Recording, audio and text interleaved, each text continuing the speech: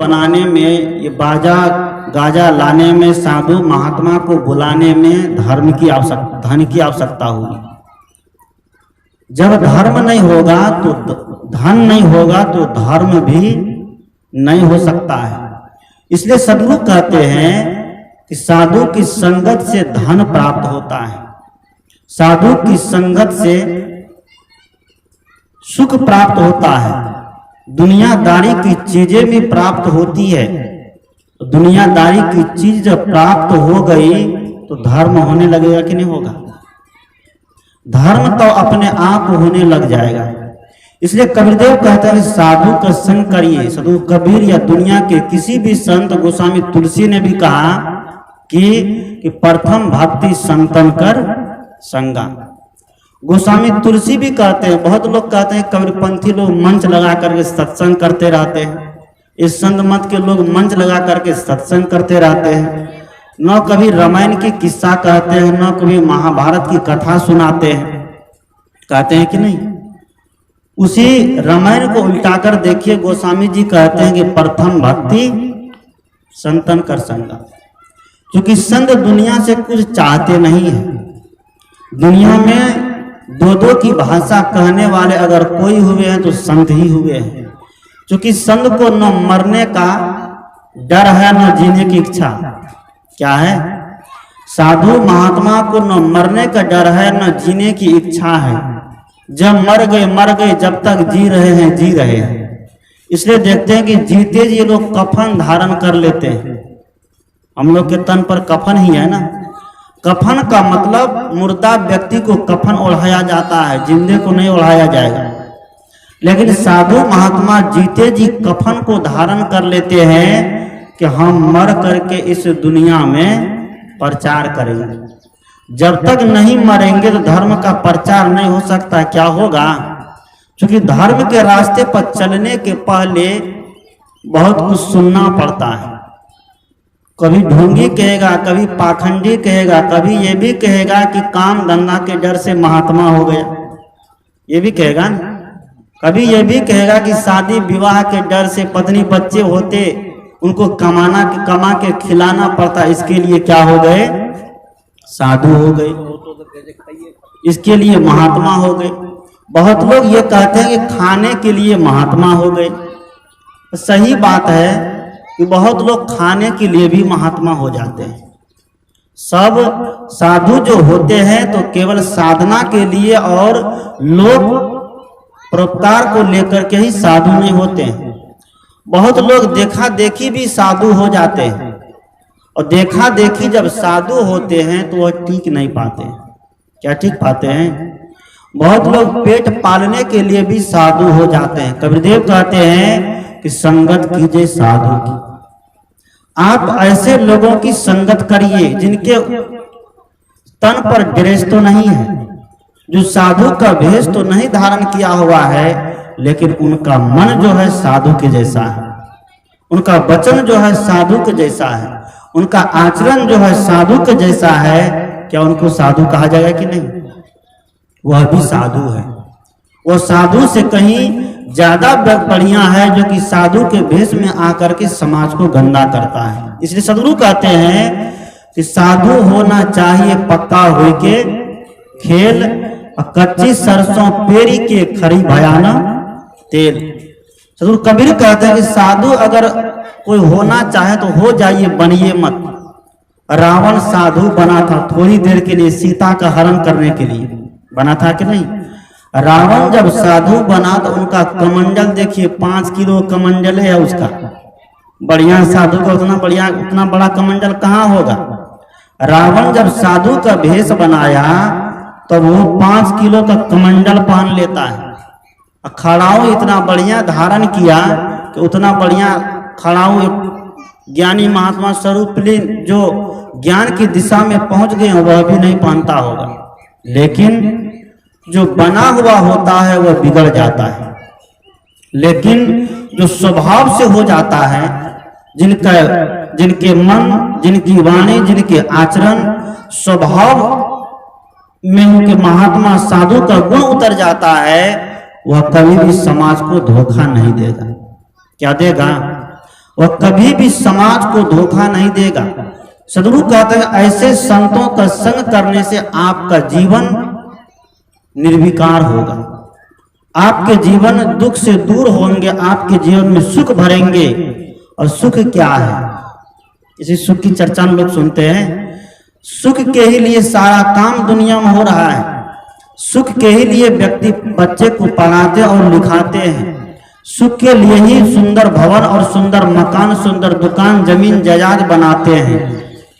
सुख के लिए ही आदमी सारे के सारे साधन इकट्ठे करते हैं, लेकिन तब पर भी व्यक्ति के जीवन में सुख नहीं मिलता है।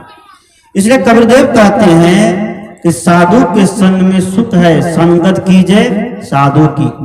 सदगुरु कभी ये नहीं कहा कि आप वकील का संगत करिए, आप विद्वानों का संगत करिए, आप शास्त्रियों का संगत करिए, जो शास्त्री कर लिए हैं, जो आचार्य कर लिए हैं।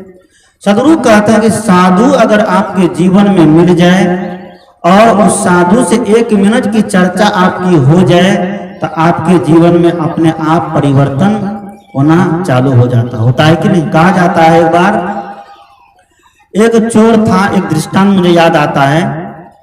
एक चोर था और बहुत लंबा चौड़ा चोर था। जो जितना लंबा चौड़ा चोर होगा उसको सुधरने में भी लंबा चौड़ा समय नहीं चाहिए, वो जल्दी सुधर जाता है।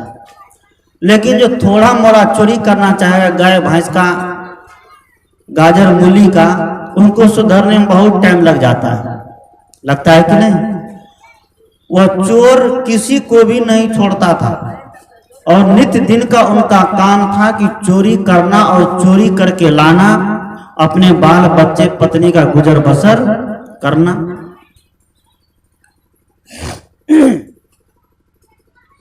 रोज का उनका यही काम रहता था। गांव के लोग कहते थे चोरी करना छोड़ दो, उसने कहा कि चोरी छोड़ देंगे तो हमारा सब काम बंद हो जाएगा, हमारी लुटिया डूब जाएगी, हम चोरी नहीं छोड़ सकते।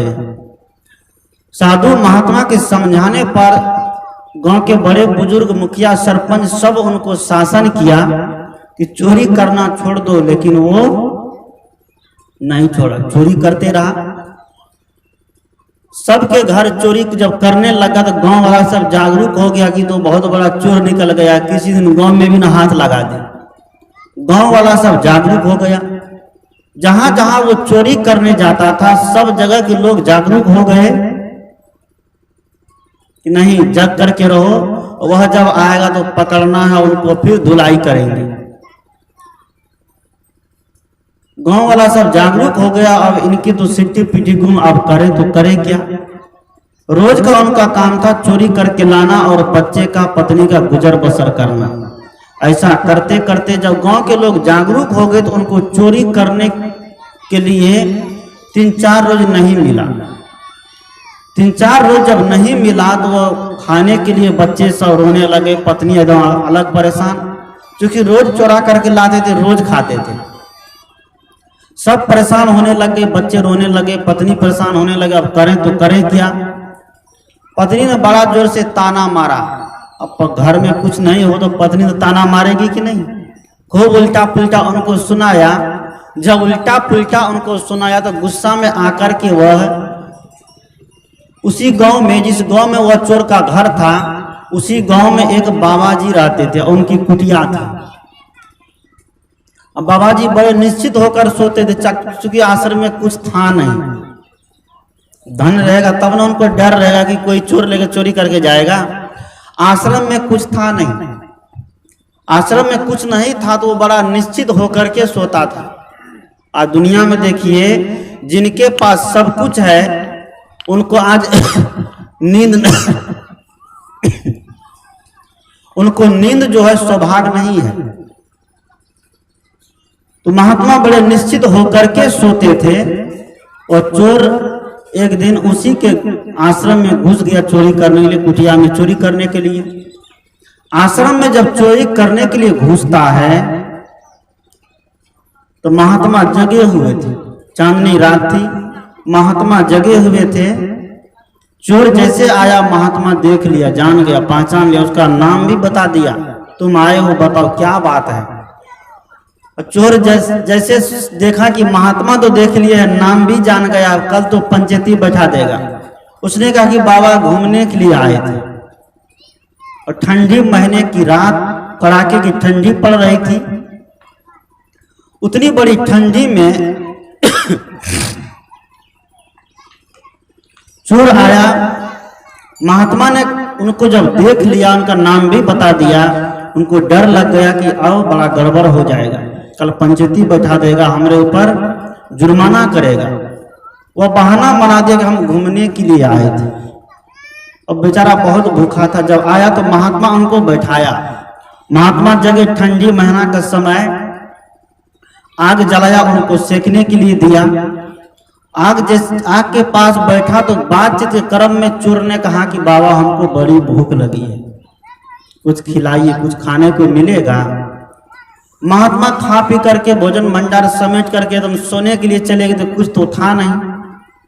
ठंडी के समय में महात्मा घूरा लगा कर रखे थे, घूरा लगाते हैं ना, घूरा में वो सोते समय अलवा दे दिए थे। अलवा जानते हैं? अलवा दे दिए थे, शकरकंद जिसको कहते हैं, अलवा घूरा में दे दिए, सो गया। अलवा जो दे दिए, चोर जब आया, जो खाने के लिए मांगा, तो महात्मा को याद आई वो अलवा घूरा में पक रहा है, और जब निकाला देखा तब तक में पक करके तैयार हो गया।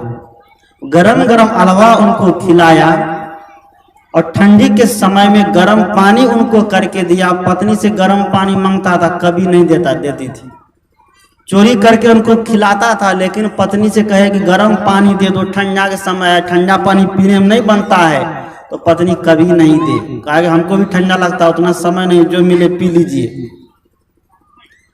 वह महात्मा को जब आदर भाव देखा, अलवा खिलाया, गर्म पानी करके दिया, सोने के लिए बढ़िया बिस्तर दिया, गद्दा दिया, उस पर जाजिम दिया, और रजाई दिया ओढ़ने के लिए, रात भर सोया।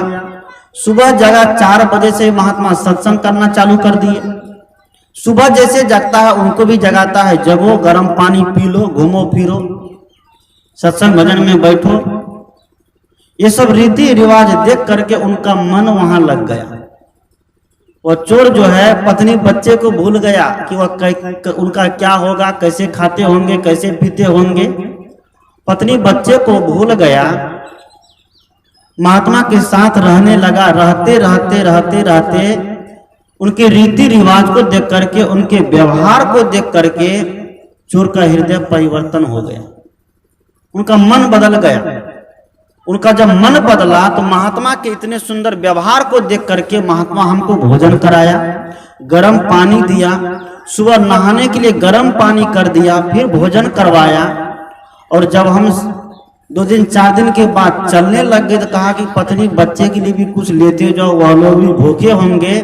इस व्यवहार को देख करके वह चोर का हृदय बदल गया, और चोर अपनी सारी बात बता दिया कि बाबा हम चोरी करने आए थे आपके यहाँ, हम आपके यहाँ चोरी भी करते और आपको मार भी देते और सब धन लेकर के चले जाते।